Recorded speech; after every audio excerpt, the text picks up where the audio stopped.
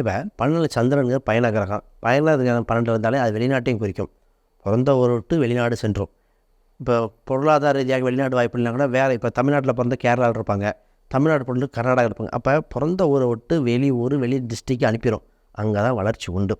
இவங்களுக்கு இவங்க தாய் சம்மந்தப்பட்ட அவங்களோட ரிலேஷன்ஷிப் கொஞ்சம் அளவாக இருக்கும்.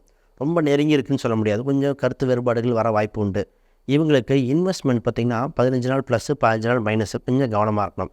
இவங்களுக்கு 2வது தொழில் திரவம் சம்மந்தப்பட்ட தொழில், பால் சம்மந்தப்பட்டது, உணவு சம்மந்தப்பட்டதெல்லாம் அந்த மாதிரி. இது நைட்டு சம்மந்தப்பட்ட பிஸ்னஸ் செட் ஆகும். ஏன்னா சந்திரன் இரவில் தான் பிரகாசமாக இருக்கும். அப்போ இரவு சம்மந்தப்பட்டது, இரவு சார்ந்த இப்போ ஐடி ஃபீல்டாக இருந்தால் கூட நைட் டியூட்டியில் கால் சென்டர் அந்த மாதிரி இருக்கும் இல்லையா, அதெல்லாம் இவங்களுக்கு பெஸ்ட்டாக இருக்கும். ட்ராவல் சம்மந்தப்பட்டது, நான் நிறைய பேருக்கு 12 சந்திரன் தான் நைட் நேரம் ட்ராவல் பண்ணுங்கள், ட்ராவல் சம்மந்தப்பட்டது சக்ஸஸ் ஆகுன்னு சொல்லலாம். ஆக மொத்தம் 12 இருக்கும்போது அதுக்கு தகுந்த மாதிரி காரகத்துவத்தை மாற்றிக்கணும்.